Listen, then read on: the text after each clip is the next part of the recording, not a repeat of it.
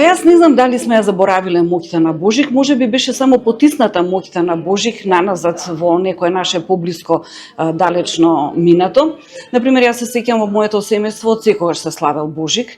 Дури сум дете и на воено лице, меѓутоа мајка ми секогаш правела лепче, секогаш се кршело лепчето, секогаш паричката.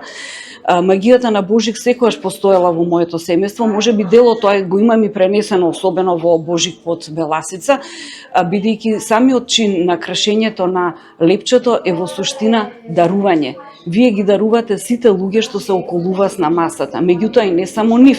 Нели обичајот е кога ќе се скрши лепчето на средина, да се остави дел, односно за Господ, за Богородица и така натаму. Значи, дури и за одредени светци кои што се наши чувари. Затоа велам дека овие две книги, колку и да изгледаат како можеби љубовни романси, на едно друго рамниште, имаат едни сосема поинакви други разбирања и сваќања.